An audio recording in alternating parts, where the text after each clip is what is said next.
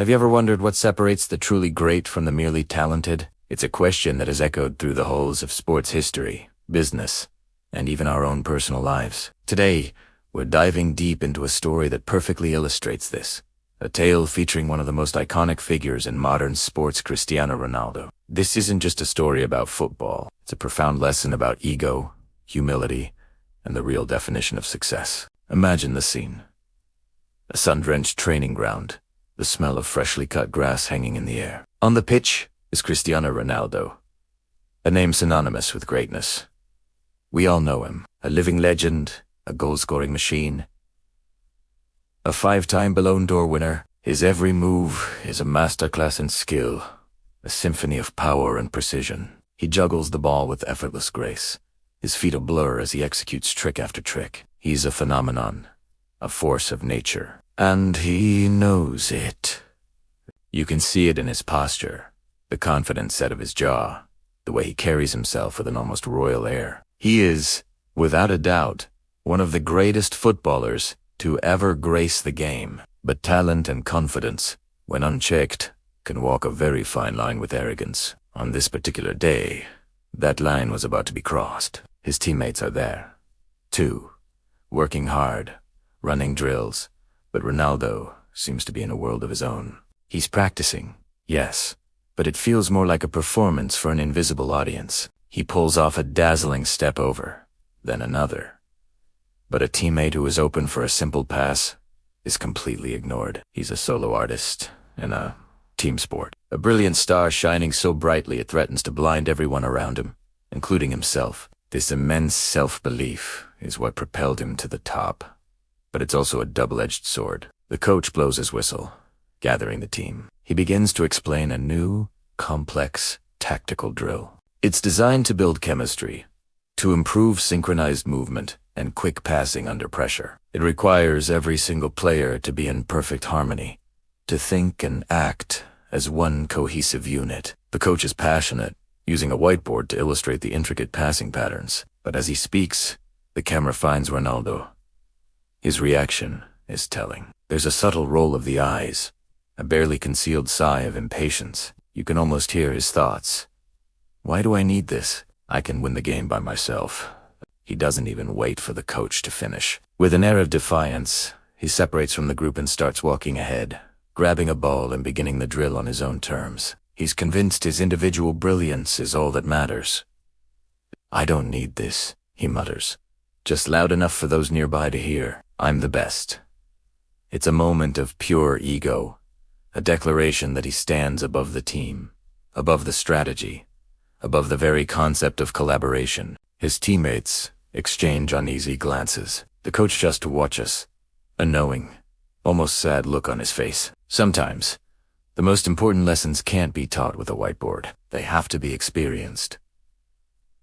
And so, the drill begins. The ball moves quickly from player to player, a fluid chain of action. The sequence is designed to culminate in a final, decisive pass to the star striker Ronaldo for an easy tap-in. The plan is perfect, at least on paper. His teammates execute their parts flawlessly, drawing defenders away, creating the space, just as they practiced. The ball is threaded through to him, a perfect pass, right to his feet. It's a golden opportunity, a goal just waiting to be scored. But Ronaldo, operating on his own wavelength and driven by his ego, isn't in sync. He had made his own run, expecting the ball sooner, differently. He was playing his own game, not the team's game.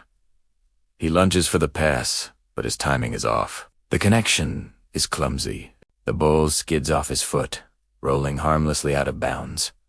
A collective groan ripples through the team. The goal, which should have been a certainty, has failed. The camera zooms in on the faces of his teammates. There's no anger, just a quiet, heavy disappointment. They shake their heads, not in condemnation of his skill, but in frustration at the breakdown of the team. The silence on the pitch is deafening, heavier than any shout. The weight of that collective disappointment lands squarely on Ronaldo's shoulders. For the first time all day, the confident swagger vanishes.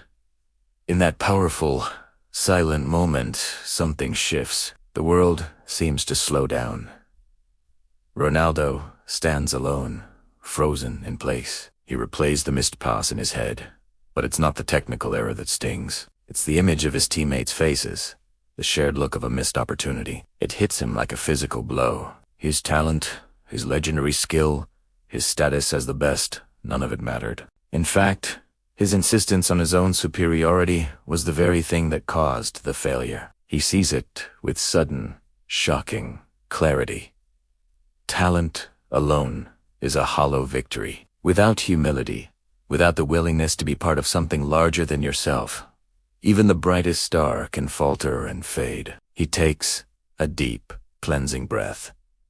The armor of his ego cracks. He turns and looks at his team, truly looks at them, perhaps for the first time that day. He sees not just fellow players, but partners. His expression softens.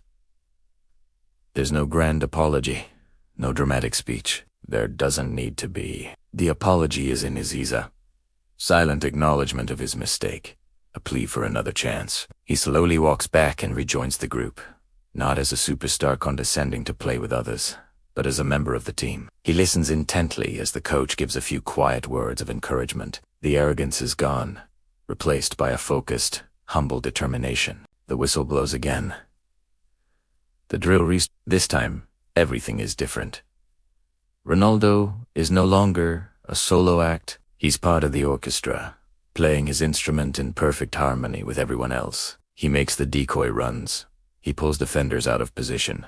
He makes the simple, smart pass. He's not just waiting for his moment to shine. He's helping to create moments for everyone.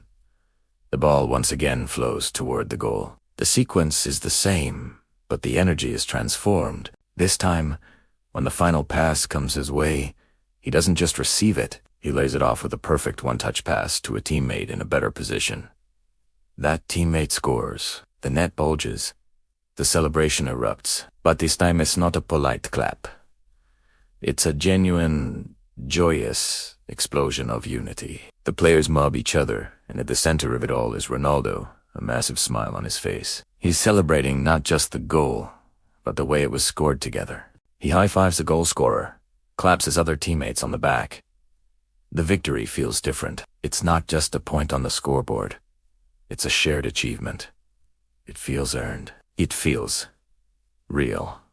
It feels complete. In that moment of shared triumph, he understands that the joy of a collective victory far outweighs the fleeting glory of a solo performance. This story of Cristiano Ronaldo isn't just about a football drill. It's a powerful parable for life. It teaches us a crucial lesson.